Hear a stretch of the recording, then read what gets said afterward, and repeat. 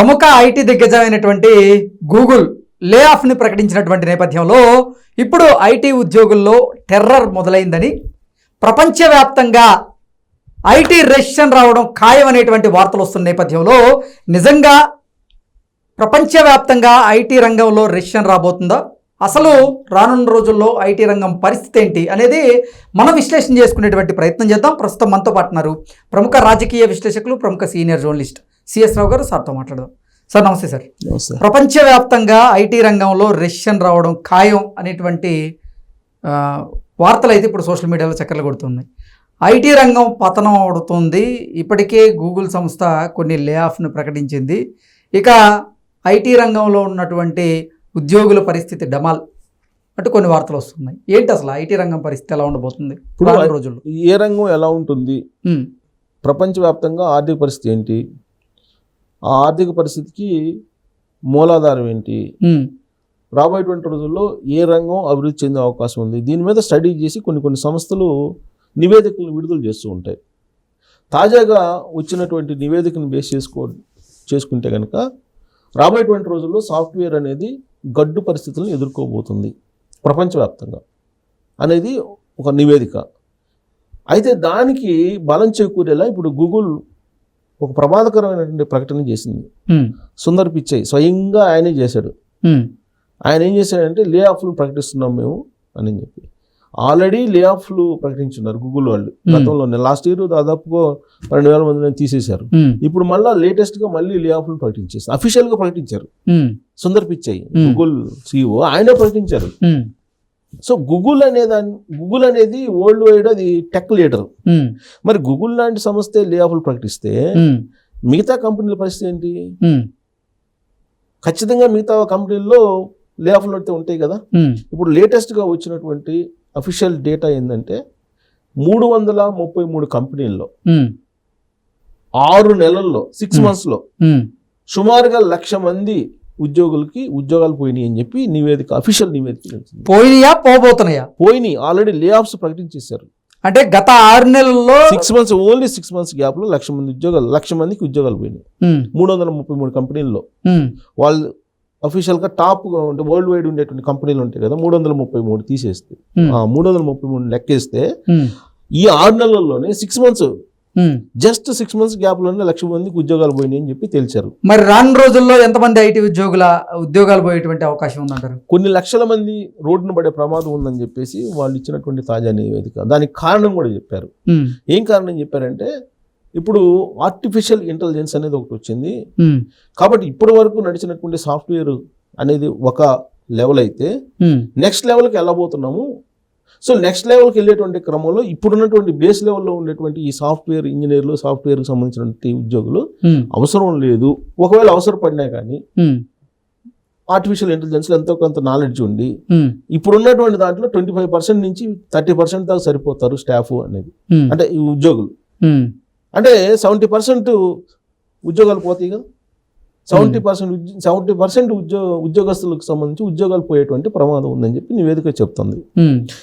పైగా ఎవరికి పోతాయి అని అంటే ఇప్పుడు గూగుల్ తాజాగా వాళ్ళు లే ఆఫ్లు ప్రకటించింది. ఉద్యోగాలు తీసేసినటువంటి వాళ్ళు ఎక్కువ మంది ఎవరున్నారంటే మేనేజికల్ క్యాడర్లో ఉన్నటువంటి, అంటే హై లెవెల్లో మేనేజ్మెంట్ స్థాయిలో ఉన్నటువంటి వాళ్ళు ఉన్నారు అనేది ఇప్పుడు తాజా గూగుల్ ప్రకటించింది.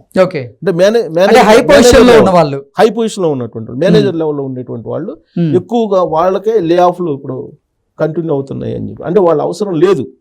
కారణం ఏంటి? ఆర్టిఫిషియల్ ఇంటెలిజెన్స్ వచ్చింది. ఆర్టిఫిషియల్ ఇంటెలిజెన్స్ సంబంధించి ఈ మేనేజరికల్ లెవెల్లో ఈ నాలెడ్జ్ తక్కువ వాళ్ళకి.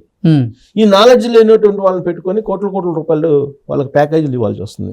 అందుకని వాళ్ళని ఫస్ట్ లేయర్లో ఉండేటువంటి వాళ్ళని తీసేస్తున్నారు, తొలగిస్తున్నారు, లే ఆఫ్లు ప్రకటిస్తున్నారు అనేది ఆ నివేదిక యొక్క సారాంశం.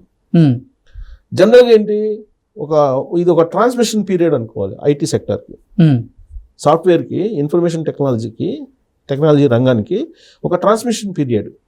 ఇప్పుడు ఆల్మోస్ట్ 2 జనరేషన్ల గ్యాప్ వచ్చేసిందండి ఆల్మోస్ట్. ఇప్పుడు మనం చూసాం 1999లో ఒక ట్రాన్స్మిషన్ పీరియడ్ వచ్చింది. అప్పుడు ఆర్థిక ఐటీలో మాంద్యం, ఉద్యోగాలు పోతున్నాయని చెప్పి అడావుడి జరిగింది. అది Y2K ప్రాబ్లం వస్తుంది, ఆ Y2K ప్రాబ్లం కారణంగా సాఫ్ట్వేర్ రంగం మొత్తం కుప్పగూలిపోతుందని చెప్పి పెద్ద ఎత్తున ప్రచారం జరిగింది. ఆ మేరకు అప్పుడు కూడా లే ఆఫ్లు జరిగినాయి. అమెరికాలో మనం ఒకసారి గుర్తు చేసుకుంటే కనుక అమెరికాలో చాలామంది ఈఎంఐలు కట్టలేక అక్కడ ఎక్కువ మంది హౌస్లు ఈఎంఐలో తీసుకుంటుంటారు. వాళ్ళందరూ ఈఎంఐలు కట్టలేక హౌసెస్ని వదిలిపెట్టి రోడ్ల మీద కారులో బతికిన రోజులు చూసాం మనం. జస్ట్ 90s లోనే ఇది జరిగింది. అప్పుడు మొత్తం వ్యానుల్లో బయట తిండి ఆహారం కూడా పూర్తిగా లేక బయట ఉన్నటువంటి రోజులు మనం చూసాం. ఆర్థిక మాన్యం 90s లో 99 ఐ థింక్ 1999 ఆ ప్రాంతాన Y2K ప్రాబ్లం ఎఫెక్ట్ అది. ఇప్పుడు ఆర్టిఫిషియల్ ఇంటెలిజెన్స్ ఎఫెక్ట్. ఇప్పుడు ఆర్టిఫిషియల్ ఇంటెలిజెన్స్ ఎఫెక్ట్ కారణంగా ఇప్పటి వరకు ఉన్నటువంటి సాఫ్ట్వేర్ రంగం ఏదైతే ఉందో ఈ సాఫ్ట్వేర్ రంగంలో ఉండేటువంటి 70% పని అవసరం లేదు అనేది, ఓన్లీ 25% సరిపోతారు. అది కూడా ఆర్టిఫిషియల్ ఇంటెలిజెన్స్లో ఎంతో కొంత ప్రవేశం ఉన్నటువంటి వాళ్ళకు, ఎంతో కొంత నాలెడ్జ్ ఉన్నటువంటి వాళ్ళకి మాత్రమే జాబ్స్ ఉంటాయి. అది కూడా మేనేజికల్ లెవెల్లో, అంటే హైయెస్ట్ పెయిడ్ శాలరీస్ ఎవరైతే ఉన్నారో వాళ్ళకి ఈ నాలెడ్జ్ తక్కువ. మేనేజ్మెంట్ లెవెల్లో అసలు అవసరం లేదని. ఎందుకంటే ఆర్టిఫిషియల్ ఇంటెలిజెన్స్ తోటి అన్ని జరుగుతున్నప్పుడు ఒకవైపు ChatGPT, ఇంకొక ఆర్టిఫిషియల్ ఇంటెలిజెన్స్ లాంటివి వచ్చేస్తున్నాయి. అలాంటప్పుడు పెద్ద లెవెల్లో అవసరం లేదు అనేది కంపెనీలు, ఇప్పుడు ఐటీ కంపెనీలు అన్నీ ఏం చేస్తున్నాయి, ఖర్చు తగ్గించుకునే ప్రయత్నం చేస్తున్నాయి. అసలు మీకు కంపెనీలనే మూసేసేటువంటి పరిస్థితి ఏర్పడుతుంది. కారణం ఏంటంటే ఆర్టిఫిషియల్ ఇంటెలిజెన్స్ వచ్చిన తర్వాత నీకు కంపెనీ ఆఫీసుకు పోయి పనిచేయాల్సిన అవసరం లేదు. ఇప్పుడు ఇంట్లో కూర్చొని నువ్వు పని చేసినా కానీ కంప్యూటర్ ముందు నువ్వు ఉన్నావా లేవా, నువ్వు చేస్తున్నావా వేరే వాళ్ళు చేస్తున్నారా అనేది తెలిసిపోతుంది ఆర్టిఫిషియల్ ఇంటెలిజెన్స్ వచ్చిన తర్వాత. ఇప్పుడు మీకు ఎక్కడ దాకా IELTS ఉందా, ఈ IELTS ఇలాంటివన్నీ కూడా ఇప్పుడు ఎగ్జామ్ రాసేవాళ్ళు కొంచెం అటు ఇటుగా వెళ్తే నిన్ను డీబార్ చేసిపోయాడు, అంటే నిన్ను అనర్హత కింద గుర్తిస్తుంది అది. అలానే ఇప్పుడు నువ్వు ఇంటి దగ్గర నుంచి పని చేయి, నువ్వు ఎక్కడి నుంచి పని చేయి, బట్ నువ్వు సిస్టమ్ ముందు కూర్చొని పని చేస్తున్నావా లేదా నా పని అని చెప్పి వాళ్ళు అక్కడి నుంచి మానిటర్ చేస్తారు. సో ఆఫీస్కి వెళ్ళాల్సిన అవసరం లేదు. ఫస్ట్ ఆఫ్ ఆల్ ఆఫీస్కి వెళ్ళాల్సిన అవసరం లేనప్పుడు కొన్ని వేల ఆఫీస్ స్పేసెస్ అన్ని ఖాళీ అవుతాయి.